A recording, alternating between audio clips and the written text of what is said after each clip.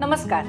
मुंबई ग्राहक पंचायतच्या ग्राहक गप्पा या पॉडकास्टमध्ये मी शर्मिला रानाडे तुमच्या सगळ्यांचं मनापासून स्वागत करते. मंडळी, तुम्हाला माहिती आहे की आपल्याला एखाद्या बँकेची सेवा हवी असेल, मग एखादा अकाउंट ओपन करायचं असू देत किंवा एखादं डिपॉझिट करायचं असू देत किंवा एखादं डिपॉझिट रिन्यू करायचं असेल किंवा त्याचे पैसे मिळवायचे असतील, तर आपल्याला बँकेत जायची अजिबात गरज पडत नाही. कारण बदलत्या काळानुसार बँकेची जी सेवा आहे ती सुद्धा बदललेली आहे आणि आपण ग्राहक म्हणून ह्या सगळ्या डिजिटल सेवा ज्या आपल्याला उपलब्ध करून देतात बँका, त्याच्याशी आपण हळूहळू रुळतो आहे. पण हे करत असताना त्याचे काही फायदे, त्याचे काही तोटे, या सगळ्या गोष्टींचा आज आपण चर्चा करणार आहोत. त्या पॉडकास्टमध्ये जे पाहुणे आलेले आहेत ते आहेत अभय दातार. नमस्कार सर. नमस्कार. नमस्कार.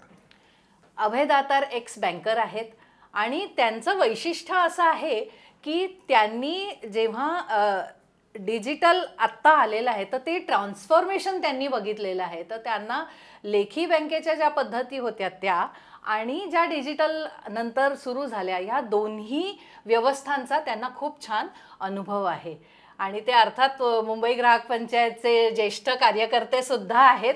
त्यामुळे दातार सर, तुमचं खूप खूप स्वागत या पॉडकास्टमध्ये. धन्यवाद. सगळ्यात पहिले मला सांगा की जेव्हा आपण एखादा अकाउंट ओपन करायचा किंवा कर्ज किंवा ज्या काही गोष्टी आपल्याला बँकेच्या अनुषंगाने करायच्या असतात, तर सगळ्यात पहिले KYC नावाचा एक आपल्याला एक काय म्हणायचं ते मागे लागतात आणि ते एकदा करून भागत नाही, तर ते रिपिटेटिव्हली KYC आपल्याकडनं करून घेतात. तर ह्याच्या संदर्भात थोडी तुम्ही माहिती सांगा. ठीक आहे. खूप पूर्वी कसं असायचं की कोणीही जायचं, हा माझा फोटो, हे माझं रेशन कार्ड आणि मला अमुक अमुक खातं उघडायचं आहे आणि कोणीतरी एक इंट्रोडक्शन देणारा कोणीतरी लागायचा. ते सगळं भरून घेतलं, फोटो चिकटवला की झालं, खातं उघडलं. पण नंतर अशा अनेक गोष्टी व्हायला गेल्या, खास करून विदेशी चलन याचा संबंधित जो कायदा आहे त्यांच्या असं लक्षात आलं की बऱ्याचशा खात्यांचा उपयोग म्हणण्यापेक्षा दुरुपयोग केला जात आहे. तर हा जो ग्राहक तुमच्याकडे आलेला आहे, कस्टमर, तो खरोखरच तुमचा योग्य कस्टमर आहे का, म्हणून सुरुवात झाली ती KYC, नो युअर कस्टमर. तर आता मी अभय दातारच आहे, ह्याला पुरावा काय?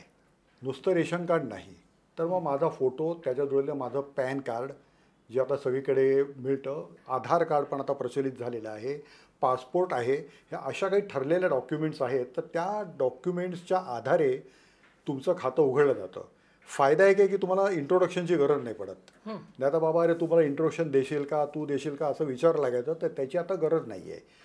तर हे KYC, ज्याला KYC नॉर्म्स म्हणतात, त्याच्यासंबंधी काही पॅरामीटर्स त्यांनी ठेवलेले आहेत आणि संबंधित मंत्रालयाच्या सूचनांवर हुकूम रिझर्व्ह बँकेने त्याच्या संबंधीची वेगवेगळी परिपत्रकं जाहीर केलेली आहेत. एक साधा त्यातला नियम असा एक आहे की KYC कोणी केव्हा द्यावं. डॉक्युमेंट सगळी ठरलेली आहेत. रिझर्व्ह बँकेने 3 कॅटेगरीज सांगितलेल्या आहेत. पहिली आहे ती हाय रिस्क, म्हणजे अतिशय धोकादायक कॅटेगरीतले कस्टमर्स. दुसरी आहे ती मीडियम रिस्क, म्हणजे मध्यम स्वरूपाचे काही धोके असे ग्राहक. आणि तिसरी आहे ती सर्वसामान्य ग्राहक. आणि ह्याला त्यांनी पुढे आणखीन असं निर्देशित केलेलं आहे सर्क्युलरमध्ये की जे हाय रिस्क कस्टमर्स आहेत त्यांचं KYC 2 वर्षातून एकदा अपडेट झालं पाहिजे. काय नवीन परत त्यांनी पत्ता बदललेला आहे म्हणा की आणखीन काय आहे म्हणा, तर ते त्यांनी सगळं द्यायचं. मीडियम रिस्क म्हणून ज्यांना बँकेने ठरवलेलं आहे त्यांच्यासाठी हा नियम आहे साधारणतः 5 ते 7 वर्षातून एकदा. हां. आणि लो रिस्क म्हणजे सर्वसाधारणपणे सेव्हिंग अकाउंट होल्डर्स की ज्यांचं जे बिझनेस खातं नाही पण जे बचतीसाठी जे खातं उघडलं जातं ते, तर त्यांच्यासाठी 8 ते 10 वर्ष असा कालावधी आहे. त्या वर्षातून तेवढ्या वर्षातून एकदा त्यांना KYC अपडेशन करावं लागतं. आणि ह्याच्यात होतं ॲक्च्युली काय आहे की बँक सगळ्यांचं म्हणजे ऑब्जेक्शन कुठे असतं की आम्हाला बँका कळवतच नाहीत. तर तसं नाही आहे. SMS वगैरे बँका पाठवतात, ईमेल असेल तर ईमेल वगैरे पाठवतात की असं असं आहे, तर तुम्ही वेळेवरती KYC अपडेशन करून घ्या. ह्याच्यासुद्धा थोडंसं पुढे जाऊन सांगायचं म्हणजे लोकांना ह्या सगळ्या गोष्टीचा त्रास व्हायला लागला, कारण जर आपण वेळेत नाही गेलो तर बँका अकाउंट फ्रीज करायला लागल्या. त्यामुळे त्यांची बिलं पेंडिंग पडायला लागली, काही कर द्यायचा असेल किंवा इतर कुठली देयकं द्यायची असतील किंवा अडीअडचणीला पटकन पैसे काढायचे असतील, हे सगळं ब्लॉक व्हायला लागलं. तर म्हणून मग रिझर्व्ह बँकेने थोडीशी त्याच्यात एक चांगलं सुटसुटीतपणा आणायचा म्हणून एक वेगळी त्याच्यात व्यवस्था केली. त्यांनी एक काय सांगितलं की तुम्ही सुरुवातीला जो काही तपशील दिलेला आहे तो जसाच्या तसा असेल, त्याच्यात कुठलाही काही फरक नाही. बाबा तुमचा मोबाईल नंबर सेम आहे, तुमचा पत्ता तोच आहे, ईमेल तोच आहे, सगळं काही आहे तसंच आहे, तर तुम्हाला एक साधा फॉर्म भरून द्यायचा आहे. नाही तर पूर्वी जो 7-7, 8-8 पानी फॉर्म भरून द्यावा लागायचा, तशी आता गरज नाही आहे. तो एक साधा फॉर्म भरून द्यायचा, जोडीला पॅन कार्ड, आधार कार्डची झेरॉक्स आणि अलीकडचा फोटो एवढं नेऊन बँकेकडे दिलं, एक 10 मिनिटात केवायसीचं री-केवायसी त्याला म्हणतात, री-केवायसी. तर री-केवायसीचं हे जे प्रोसिजर आहे ते पूर्ण होतं आणि हा स्वतः अनुभव मी घेतलेला आहे. त्या री-केवायसीची कोणी भीती बाळगायची नाही, फक्त बँकेचा SMS आला की वेळेत ते सगळं जाऊन बँकेला द्यायचं आणि ते करून घ्यायचं, इतकंच हे आहे. छान. मला वाटतं ग्राहकांना, आपले जे प्रेक्षक आहेत त्यांना नक्कीच ह्याच्यातनं छान माहिती मिळाली असेल. दातार सर, आता आपण जेव्हा पैसे, मी म्हटलं की काढायचे असेल तर आपल्याला बँकेत जायची गरज नाही, आपल्याला ते ATMच्या माध्यमातून सुद्धा पैसे काढता येतात. तर ATMमध्ये पैसे काढताना आपण काय काळजी घेतली पाहिजे? कारण आपण बरेच ठिकाणी ऐकतो की लोकांचं काहीतरी तिथे स्कॅम्स झालेले आहेत. बरेचदा असं होतं की आपण पैसे तिथे, कार्ड टाकतो, आपल्याला पैसे हवे असतील ते आपण घालतो तिथे, आपल्याला रिसिट येते पण पैसेच येत नाही. तर अशा बऱ्याचदा आपल्याला समस्या ग्राहकांच्या ऐकायला मिळतात. तर अशा वेळेला ग्राहकांनी काय केलं पाहिजे आणि काय काळजी घेतली पाहिजे? पहिल्यांदा म्हणजे बँका काय काळजी घेतात ते सांगूया. आता पूर्वी फक्त ATM कार्ड असायची, आता ATM कम डेबिट कार्ड असं सर्वसाधारणपणे दिलं जातं. बरोबर. आणि हे जेव्हा तुम्ही अर्ज देता तेव्हा कार्ड तुमच्या घरी येतं आणि पासवर्ड बँकेकडे असतो, जो ब्रँचमध्ये जाऊन आपल्याला घ्यायचा असतो. ही सिक्युरिटी आहे. दोन्ही एकत्र आलं तर कोणीतरी काहीतरी करू शकतं, तर असं होऊ नये म्हणून एक गोष्ट तुमच्याकडे येते, दुसरी गोष्ट ब्रँचकडे जाते. ते दोन्ही आपण कलेक्ट करायचं. त्याच्यात व्यवस्थित सगळ्या सूचना दिलेल्या असतात की कार्ड ॲक्टिवेट कसं करायचं, कार्ड कुठे वापरायचं, केव्हा वापरायचं, ह्या सगळ्या गोष्टी त्याच्यामध्ये दिलेल्या असतात. त्या व्यवस्थित समजून घ्यायच्या. नसेल समजलं तर बँकेतून विचारायचं, हे समजलं नाही काय करायचं. आणि त्याच्यात सोयी त्यांनी इतक्या चांगल्या केलेल्या आहेत की पूर्वी फक्त कार्ड टाकल्यानंतरच पैसे यायचे. आता त्यांनी इंट्रोडक्शन नवीन काय केलेली आहे की मोबाईलद्वारे पैसे काढणं. म्हणजे तुमच्याकडे ATM कार्ड पाहिजे असं नाही, स्क्रीनवर जा, पैसे मोबाईल म्हणून काढायचा हा पर्याय निवडा. तुमचा अकाउंट नंबर आता तो माहीत ठेवा, लक्षात ठेवा लागतो, कारण त्या अकाउंट नंबर झाले 10-10, 12-12 आकडी, 15-16 आकडी पण आहेत काही बँकांचे. तर तो तुमच्या लक्षात असेल, तो नंबर टाका. एक फोनवर OTP येईल तुमच्या मोबाईलवर, तो OTP तिथे टाकला की जेवढे पैसे पाहिजे तेवढे पैसे निघतात. काही वेळा कसं होतं की पैसे डेबिट होतात अकाउंटमध्ये, हा जो तुम्ही मुद्दा विचारला, पण तुमच्या हातात आलेल्या नसतात.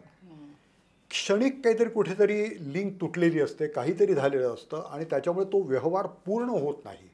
आणि तो व्यवहार पूर्ण झाला नाही तर खात्यातून पैसे गेले पण तुमच्या हातात आले नाही, मध्येच कुठेतरी ती लिंक तुटली. तर रिझर्व्ह बँकेचं असं म्हणणं आहे की 7 वर्किंग डेज, हे आता मी थोडंसं जुनं सर्क्युलर सांगते. रिझर्व्ह बँक प्रत्येकाला नवीन काय हे करत असते, पण एका सर्क्युलरप्रमाणे 7 वर्किंग दिवस, म्हणजे जे कामकाजाचे दिवस आहेत त्या 7 दिवसात बँकेने हे तुम्हाला पैसे परत केले पाहिजेत.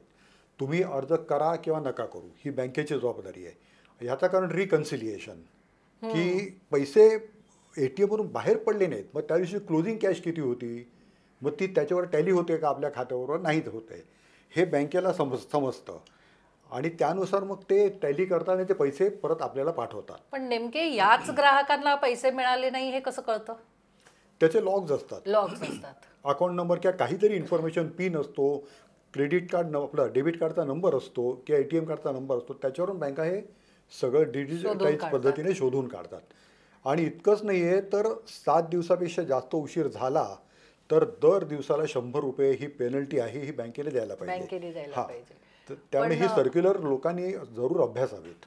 पण मला असं म्हणजे सगळ्यांना सांगायचं आहे की तुम्ही 7 दिवसाची वाट बघू नका, त्यांनी लगेचच आपल्या बँकेला संपर्क साधला पाहिजे आणि बँकेला सांगितलं पाहिजे की अमुक ठिकाणी मी ATMचा वापर करायला गेलो होतो आणि तिथे मला पैसे माझे आलेले नाही आहेत, ही एक कंप्लेंट त्यांनी तिथे ठेवावी, घालून ठेवावी. हो. कारण काय बरेचदा सगळीकडे आपण बघतो स्कॅम्स झालेले आपल्याला खूप ऐकिवात येतात. बरोबर. आता तुम्ही डेबिट कार्डचा उल्लेख केला. डेबिट कार्ड म्हणजे आपल्या अकाउंटला पैसे असतील तरच त्याच्यातनं बाहेर निघणार. बरोबर. डेबिट कार्ड बरोबर क्रेडिट कार्डची सुविधा सुद्धा आहे ग्राहकांना. अर्थात ते काही मॅन्डेटरी नाही, ज्यांना हवं असेल ते घेतात. तर जेव्हा आपण एखादी वस्तू खरेदी करतो तर डेबिट कार्डनी खरेदी करणं जास्त चांगलं की क्रेडिट कार्ड वापरणं जास्ती चांगलं? या दोन्हीमधले फायदे तोटे काय असतील ते आम्हाला सांगा. जरूर. साहजिकच आहे, तुम्ही म्हणाल तसं की डेबिट कार्डने कुठली वस्तू विकत घेतली किंवा तिकीटवर काढलं, रेल्वेचं तिकीट बुक केलं की आणखीन काही केलं तर पैसे लगेच तुमच्या खात्यातून तिकडे वळते होतात. क्रेडिट कार्ड, क्रेडिट म्हणजे ह्या शब्दाचाच अर्थ आहे की तुमची पत, की तुम्हाला अमुक अमुक इतके दिवस तुम्हाला आम्ही ते क्रेडिट दिलेलं आहे, तर ती जेव्हा ड्यू डेट असेल तेव्हा तुम्ही पैसे भरा. आत्ता आमच्या ते पैसे भरायची गरज नाही. म्हणजे ते पैसे माझ्या खिशातच राहतात. ते माझ्यासाठी कोणीतरी दुसरं, म्हणजे दुसरी बँक जिने क्रेडिट कार्ड इश्यू केले ती बँक ते पैसे देते. तर तेवढा पिरियड आपल्याला मिळतो. पण मी मागे आपल्या ग्राहकच्या अंकामध्ये पण काही लेख लिहिले, त्याच्यात सुद्धा म्हटलेलं आहे की जर तुम्ही शिस्तबद्ध असाल तरच क्रेडिट कार्ड वापरा, नाही तर वापरू नका. कारण क्रेडिट कार्ड हे बुमरँग सारखं आहे. तुम्ही जर योग्य पद्धतीने पैसे पेमेंट केले नाहीत तर तुम्हाला जवळजवळ एक साधारणतः किमान 36 ते 25% वार्षिक दराने व्याज लागू शकतं. हा फार मोठा दंड आहे. तर त्याच्यामुळे ते मात्र व्यवस्थित, अदरवाईज मी म्हणेन friend in deed is a friend in deed, ते क्रेडिट कार्ड. फक्त शिस्त पाहिजे. क्रेडिट कार्ड हल्ली जे कॉन्टॅक्टलेस क्रेडिट कार्ड आपण बघतो आपल्याला दिले जातात, तिथे तुम्हाला टॅप करायची, म्हणजे असं काही डिटेल घालायची गरज नाही. कार्ड असं नुसतं टॅप केलं तरी तुमचे पैसे डिडक्ट होऊ शकतात. बरेचदा म्हणजे असा संभ्रम आहे लोकांमध्ये की आमच्या पर्समध्ये जर कार्ड ठेवलं आणि येता जाता कोणीतरी असं पैसे आमचे चोरून घेऊ शकतो. तर त्याच्यासाठी बरेच ते RFID वॉलेट्स वगैरे हल्ली सगळे मार्केटमध्ये आलेले आहेत.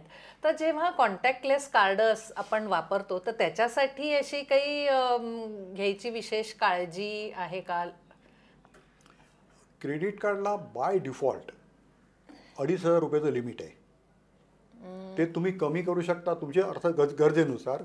ज्या बँकेने तुम्हाला क्रेडिट कार्ड दिले त्यांना सांगा की आम्हाला ह्याची गरज नाही, किंवा तुम्हाला जास्त लिमिट पाहिजे असेल तर तसं सांगा. ती अगदी सोपी पद्धत आहे. एरवी काय होतं की ते स्वाईप करतात, तिथे आपल्याला तो पिन वगैरे टाकावा लागतो, 4 आकडी 6 आकडी काय असेल तो. पण टॅप करायचं असेल 2,500चं लिमिट आहे. माझं बिल झालं आहे 1,283 रुपये. ते विशिष्ट जी चिप असते ती त्यांच्या त्या स्वाईपिंग मशीन असतं, तिथे केली की पैसे जातात. तिथे आपल्याला OTP वगैरे काही येत नाही, काही येत नाही. त्यात तेवढा धोका तो आहे.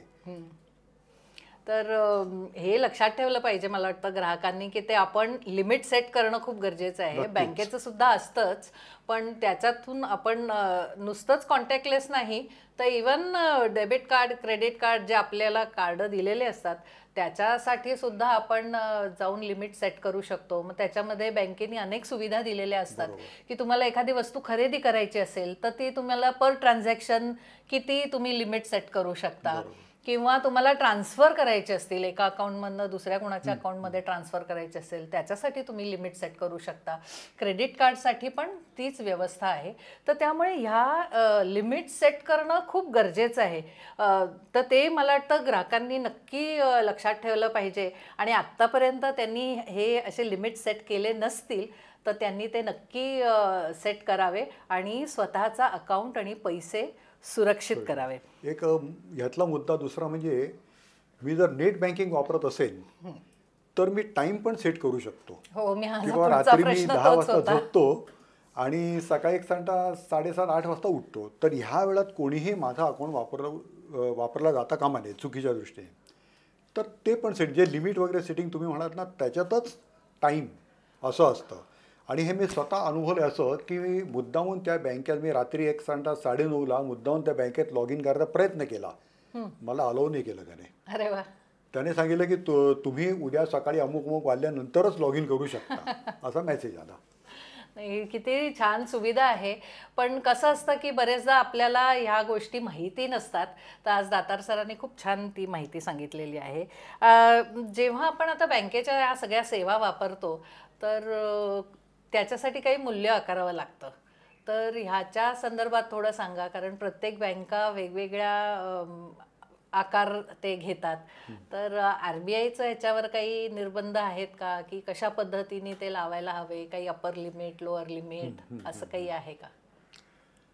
हे शुल्क आपण जे म्हणतो त्यात RBIचे सुस्पष्ट असे नियम कुठेही नाही आहेत. त्यांनी एवढंच म्हटलं की ते रिझनेबल असले पाहिजेत. वाटेल तसे तुम्ही लावता कामा नये, इतकंच त्यांचं म्हणणं आहे. पण आता आपल्या सगळे बघतो आपण की काही बँका चेक रिटर्न केला तर 700-750 रुपये लावतात, काही बँका 100-150 रुपये लावतात, प्लस 18% GST आहेच त्याच्यावरती. तर हे सगळं आहेच. बरं.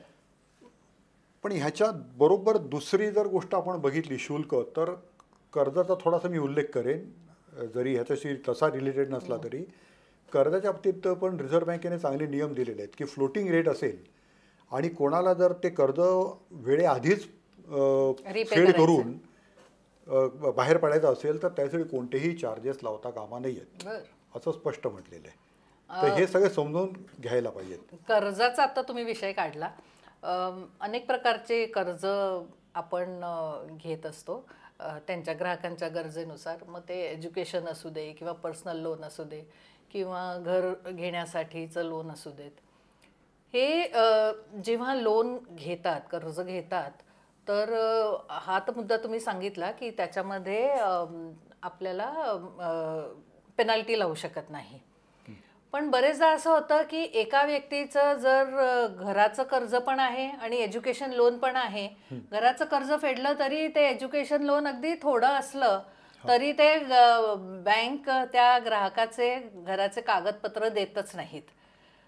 किंवा अशा वेळेला म्हणजे ग्राहकांनी काय करावं किंवा कुठे तक्रार करू शकतात, किंवा साधारण सगळ्याच बँकिंगच्या अनुषंगाने जर बँकेची सेवा योग्य नसेल किंवा त्याच्यात काही कोणाला ग्राहकांना काही त्रुटी जाणवली असेल तर मग तिथे अशा वेळेला कंप्लेंट कुठे करायची? सर्वात आधी म्हणजे ह्याचं उत्तर जे दडलेलं आहे ते लोन ॲग्रीमेंटमध्ये, जो करार बँक आणि कर्जदारामध्ये होतो त्याच्यात. सर्वसाधारणपणे बँका काय करतात की गृहकर्ज देतात तर तिथे एक क्लॉज असा टाकतात की मी जर इतर कुठलंही कर्ज घेतलेलं असेल तर हे कर्ज फिटल्यानंतर ह्याला एक्सटेन्शन त्यांनी म्हटलेलं आहे, एक्सटेन्शन ऑफ सिक्युरिटी. म्हणजे सिक्युरिटी काय तर तुमचा फ्लॅट किंवा काय प्रॉपर्टी असेल ती, तर extension of security that will apply to your other loans also. तर हे तिथे क्लॉज असतो आणि हा बऱ्याच जणांच्या लक्षात येत नाही.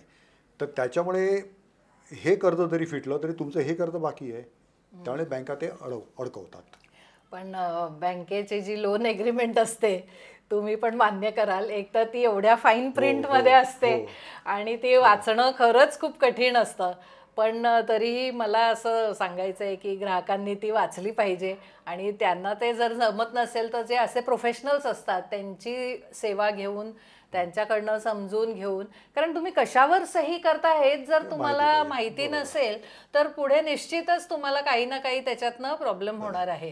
रिझर्व्ह बँकेने एक स्पष्ट इन्स्ट्रक्शन दिलेले आहेत की जेव्हा तुम्ही लोन ॲग्रीमेंट करता तेव्हा MIT एक वेगळं संपूर्ण वेगळं डॉक्युमेंटेशन असतं बोल्ड टाईपमध्ये. MIT म्हणजे मोस्ट इम्पॉर्टंट टर्म्स.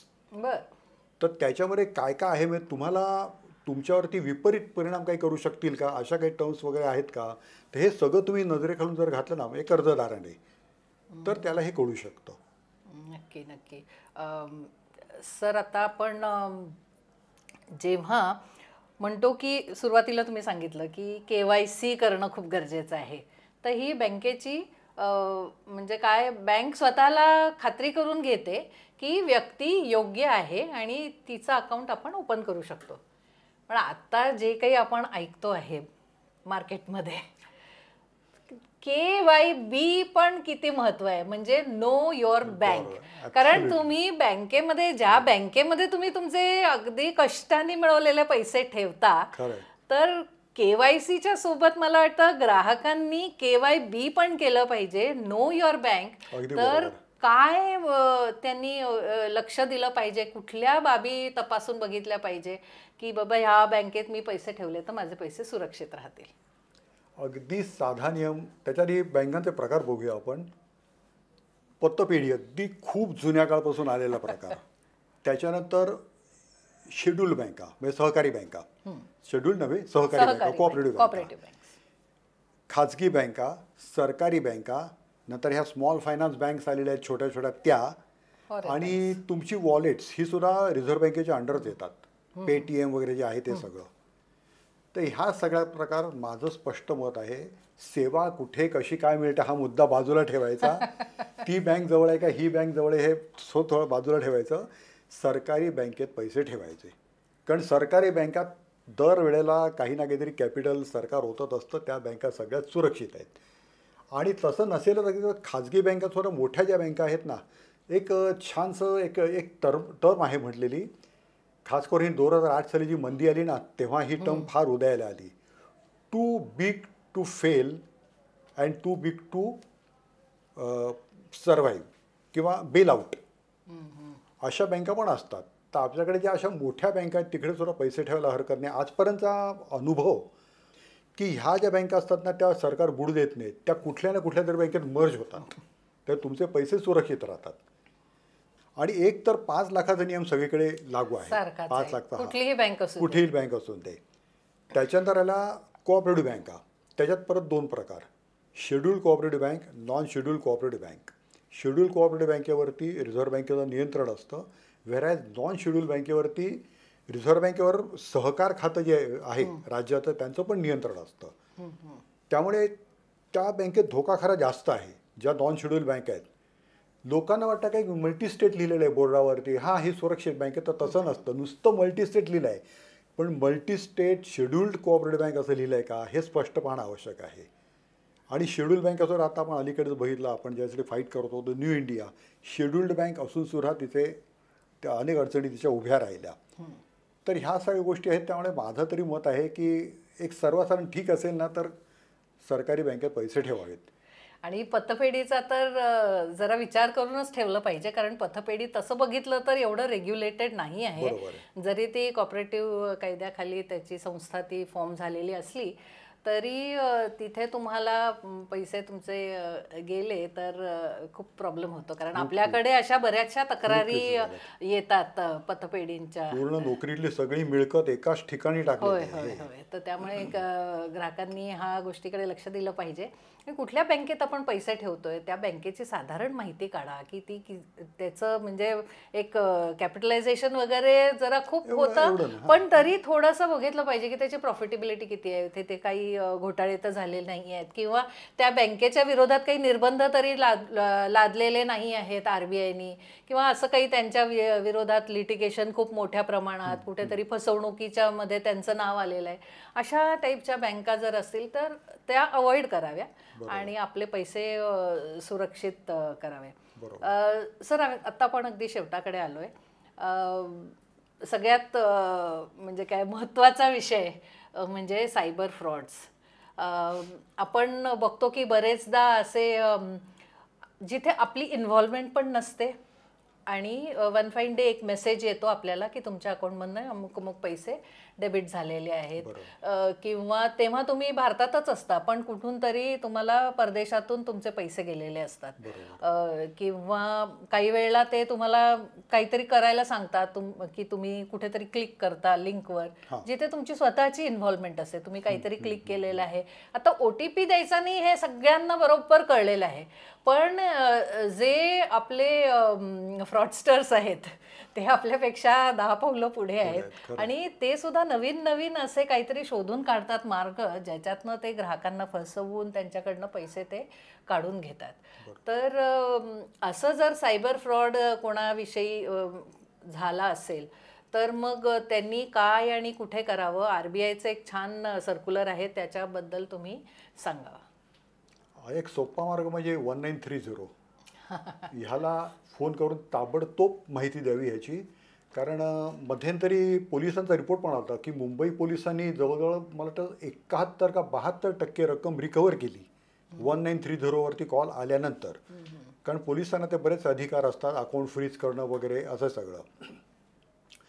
आणि रिझर्व्ह बँकेने जे सर्क्युलर काढलं 2017 साली की त्याच्यात अशा प्रकारे फसवणूक झालेल्यांची लायबिलिटी 0 कुठल्या केसमध्ये असेल अशा प्रकारचे त्यांनी 3 कॅटेगरीज घालून दिलेल्या आहेत. एक पहिली कॅटेगरीमध्ये तुम्ही जर ताबडतोब बँकेकडे तक्रार केलीत आणि एक जो फॉर्म असतो डिस्प्युटेड ट्रान्झॅक्शन फॉर्म, तो ताबडतोब भरून द्यायचा, पोलिसात तक्रार करायची, हे सगळं झालंच. पण हे कुठेही तुमच्या चुकीमुळे झालं नाही आहे किंवा बँकेच्या चुकीमुळे झालं नाही आहे, भलतीकडूनच कोणी जसं हॅकर्स असतात, अशा पद्धतीने काय झालेलं असेल तर बँकेने ते लगेच पैसे तुम्हाला 30 दिवसांच्या आत परत केले पाहिजेत. दुसऱ्या ह्याच्यात काय आहे की तुम्ही OTP दिला, म्हणजे तुमची चूक आहे वगैरे सगळं मान्य आहे, पण तुम्ही बँकेला कळवलं की असं असं झालेलं आहे, तर तुम्ही माझं क्रेडिट कार्ड किंवा डेबिट कार्ड किंवा माझं अकाउंट ब्लॉक करा. बँकेने ते केलं नाही आणि त्याच्यानंतर सुद्धा ह्यांचे पैसे जात राहिले तर त्याला पूर्णपणे बँक जबाबदार आहे. आणि तिसरं परत बँकेने रिझर्व्ह बँकेने परत अधोरेखित केलेलं आहे की अदर दॅन सिस्टीम, म्हणजे कुठलाही सायबर हल्ला वगैरे असतात जसं अशा पद्धतीत बँकेने ती जबाबदारी घेतली पाहिजे आणि ते ग्राहकांचे पैसे परत केले पाहिजेत. आणि जिथे एखाद्या ग्राहकांनी कुठली तरी लिंक क्लिक केली असेल किंवा त्याचं थोडं का होईना इन्व्हॉल्वमेंट असेल तर अशा वेळेला मग मला वाटतं बँकेनी स्वतःची एक पॉलिसी पण तयार केली पाहिजे जी त्यांच्या बोर्डाने अप्रूव्ह केली पाहिजे. कारण शेवटी कसं आहे की बँकेला आपला ग्राहक हा महत्वाचा आहे, तर त्यामुळे तो ग्राहक किती महत्वाचा आहे त्याच्या अनुषंगाने आपण असं बघतो की काही वेळेला बँका त्या पॉलिसीचा वापर करून त्या ग्राहकाला त्याचं झालेलं नुकसान भरून देतात. पण ह्या क्लॉजची माहिती शक्यतोवर कोणाला नसते, तर त्यामुळे सगळ्यांना सांगणं आहे की तुम्ही तुमच्या बँकेला विचारा. पहिली तर अशी गोष्ट कोणाच्याच बाबतीत होऊ नये, पण या दैवा या नशिबा कोणाच्या बाबतीत जर असं काही घडलंच तर त्यांनी बँकेला सांगावं की भाई तुमची एक बोर्ड अप्रूव्ड पॉलिसी आहे, त्याच्या अनुषंगाने तुम्ही मला माझं नुकसान भरून द्या.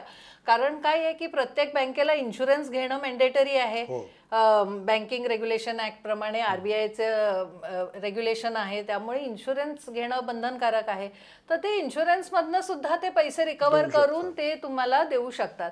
तर ग्राहकांनी हे आपल्या बँकेला सांगितलं पाहिजे की बाबा तुमची बोर्ड अप्रूव्ड पॉलिसी काय आहे, मान्य आहे कुठेतरी माझी चूक झालेली आहे, मी ते जाणून बुजून नाही केलेलं आहे, कारण कोणी स्वतः आपल्या पायावर धोंडा मारून घेत नाही, पण ते ह्या सगळ्या सिस्टीमला ते कुठेतरी विक्टीम झालेले असतात.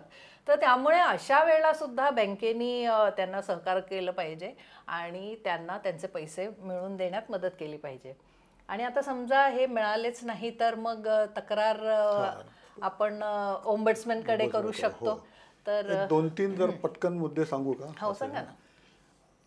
मोह, भीती हे 2 जे घटक आहेत ना ते आपले शत्रू असतात. भीती म्हणजे काय, तुमचा लगेच SMS येतो की आज रात्री तुमचं विजेचं कनेक्शन तोडलं जाणार आणि मग घाई घेणे आपण काहीतरी करतो, त्या लिंकवर जातो, पैसे भरून मोकळे होतो, पैसे गेलेले असतात. तर ह्याला फशी कधीच पडायचा नाही. गेली ना वीज जाऊन ते उद्या बघू काय करायचं ते. दुसरा म्हणजे मोह. एक केस अशी होती की एक तक्रार सांगत मी काही हे केलं नाही तरी माझे पैसे गेले अकाउंटमधून. आम्ही सतत खोदून विचार होतो. शेवटी त्याने सांगितलं, एक मेल आली होती इन्कम टॅक्सकडून आणि ज्याच्यात सांगितलं की तुम्हाला 31,000 रुपये रिफंड लागू आहे, पण तुमच्या बँकेचे डिटेल्स मिळत नाही आहेत, तर ते खालच्या लिंकवर क्लिक करा आणि ते डिटेल्स द्या. आता सगळं आपण भांडारच उघडून दिल्यानंतर मग काय सगळे धडाधड पैसे ट्रान्सफर झाले.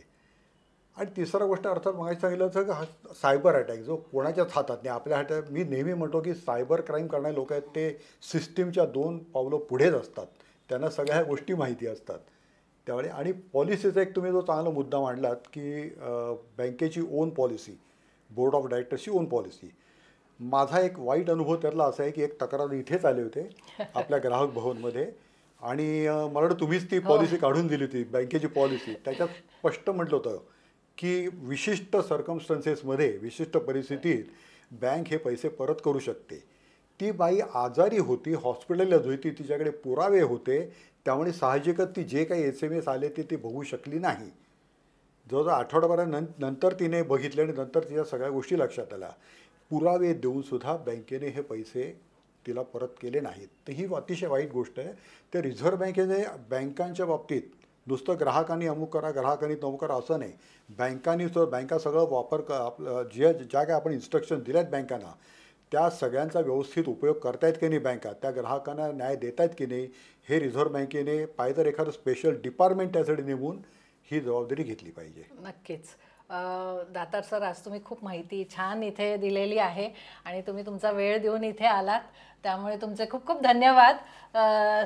मंडळी, तुम्हाला आता कळलं असेल की बँकेचे व्यवहार करताना किती गोष्टींची आपल्याला काळजी घ्यावी लागते, की आपण कुठल्या बँकेत आपले पैसे ठेवणार आहोत, किंवा आपण कार्ड वापरतो तेव्हा त्या कार्डाचं आपल्याला लिमिट सेट करणं, किंवा बरेचदा तुम्ही इथे भारतातच राहता तर तेव्हा तुम्हाला इंटरनॅशनल तुमचं जे ट्रान्झॅक्शन आहे ते तुम्ही बंद करून ठेवा. तर ह्या सगळ्या छोट्या छोट्या गोष्टी जर तुम्ही फॉलो केल्या आणि कटाक्षाने तुम्ही तुमच्या अकाउंटकडे लक्ष दिलं. बरेचदा असं होतं की SMS येतो, आपण सध्या व्हॉट्सअपच्या एवढ्या नादी लागलेलो आहोत की आपण SMS चेक करायचं आपण विसरलेलो आहोत. तर ते तसं होता कामा नये. तुम्हाला व्हॉट्सअप नाही, तुम्ही SMS चेक करा आणि त्याच्यातनं तुमच्या बँकेशी संपर्कात तुम्ही राहू शकता.